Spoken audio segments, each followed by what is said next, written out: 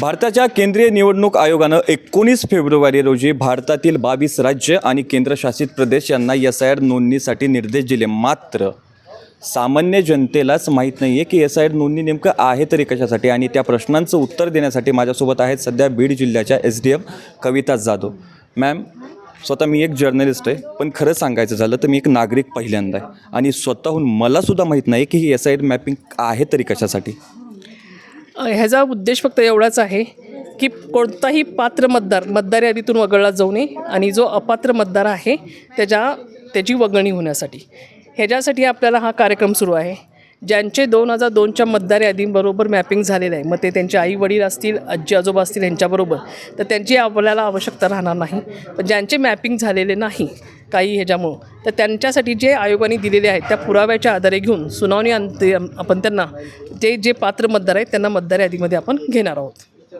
अजून एक गोष्ट होती, मी खूप दिवस झालं मी SIR मॅपिंगचे जिथे जिथे कॅम्प आयोजित करतात मी तिथे जाऊन पाहतोय, तर मला फक्त कानावर एक शब्द नक्की येतोय, जर का 2002ला मॅपिंग झाली नसेल तर तहसीलमधून एक नोटीस येईल आणि त्या सुनावणीसाठी तुम्हाला हजर राहावं लागेल.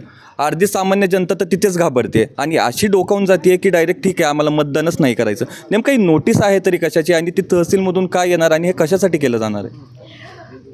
नोटीस ही आपल्याला फक्त ह्याच्यासाठी आहे की आपण जे आत्ता आपल्याला जो पुरावा द्यायचा आहे, 2002च्या मतदार यादीमध्ये आपलं मॅपिंग झालेलं नाही, परंतु आपण इथं पहिल्यापासून राहता आणि ह्याची आपल्याकडे पुराव्याची जे काही आयोगाने दिलेले पुरावे आहेत त्या अनुषंगाने आपल्याकडे पुरावा जो काही उपलब्ध असेल तो कागदपत्र घेऊन फक्त आपण तर दिलेल्या वेळेनुसार तहसीलला हजर राहिले त्या दिवशी तर तो पुरावा फक्त सबमिट करायचा, जेणेकरून बाबा हे यांचे इथं पहिल्यापासून होते परंतु त्यावेळी त्यांना मतदार यादीमध्ये त्यांची नाव नोंदणी केली नाही, परंतु पहिल्यापासून ते इतिहास भागात राहतात, आपलेच मतदार आहेत, त्यामुळे त्यांना पुन्हा ह्या मतदार यादीमध्ये आजही आहेत आणि इथून पुढेही ते पात्र मतदार म्हणून राहणार आहेत. ह्याच्यासाठी फक्त ती सुनावणी असणार आहे. हे किती दिवसासाठी आहे? 19 फेब्रुवारीला केंद्रीय निवडणूक आयोगाने निर्देश दिलेत 22 राज्य आणि केंद्रशासित प्रदेशांना 19 फेब्रुवारी तुम्ही SIR मॅपिंग करून घ्या म्हणून. पण त्याचा शेवट कधी होणार आहे आणि शेवट झाल्यानंतर जे लोक मॅपिंगचे राहिलेत त्यांनी काय करावं? आत्ता आपल्याला आयोगाने दिलेल्या सूचनानुसार आपल्याकडे 29 जुलैपर्यंत आपला हा मॅपिंगचा किंवा मतदार SIRचा कार्यक्रम सुरू जाणार आहे. त्याच्यानंतर आपल्याला 5 ऑक्टोबरला आपली प्रारूप मतदार यादी प्रसिद्ध होणार आहे. त्या मतदार अनुषंगाने ज्या काही नंतर जे राहणार आहेत त्यांना आपण सुनावणीच्या नोटीस बजावणार आहोत आणि त्याच्या अंती जे काही सुनावणी अंती जे काही पात्र मतदार राहतील आणि आपल्या अगोदरच्या आत्ताच्या प्रारूप मतदार यादीमध्ये प्रसिद्ध मतदार यांच्या अनुषंगाने ऑक्टोबर 5ला आपली मतदार यादी फायनल होणार आहे आणि तोपर्यंत आपला हा कार्यक्रम राहणार आहे. सगळ्यात महत्त्वाचा आणि शेवटचा प्रश्न, सध्या मराठवाड्यातच नाही तर बीड जिल्ह्यात एक प्रश्न खूप थैमान घालतो आहे. SIR मॅपिंगसाठी जे कॅम्प आयोजित करत आहेत शिक्षकच का? कारण मंगेश साबळे यांनी जिल्हाधिकारी कार्यालयासमोर आंदोलनं केली आणि त्यांना लोकशाही मार्गाने आंदोलन करूनसुद्धा त्यांना अटक केली गेली आणि जिथे मोठमोठे गुंड लोक राहतात त्या हर्सुल कारागृहात त्यांना डांबण्यात आलं. शिक्षकच का?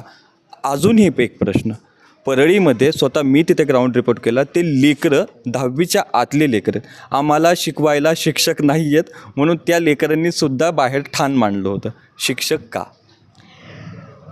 आपण पहिल्यापासून जे आहेत BLO म्हणून हा आपल्याकडे उपलब्ध असणारा शिक्षक वर्ग जो आहे तो आपण घेतलेला आहे.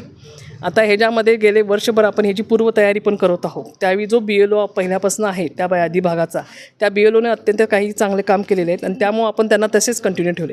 पण मुळातच हे काम आपल्याला आपलं शैक्षणिक जे कार्य आहे ते सांभाळून करायचं आहे. त्यामुळे कुठल्याही प्रकारे विद्यार्थ्यांचं नुकसान किंवा काही ह्याच्यामध्ये नाहीच आहे. आपण उलट जिथं आपल्याला शिक्षकांची गरज आहे किंवा जिथं आपल्याला जास्त मॅनपॉवर लागणार आहे तिथं आपण अतिरिक्त मॅनपॉवर पण त्यांना दिलेली आहे. त्यामुळे शिक्षकांचा ताणही कमी झालेला आहे आणि बऱ्यापैकी आत्ता काम हे आपलं आहे हे प्रगतीपथावर येऊन आता निश्चितच लवकर संपणार आहे.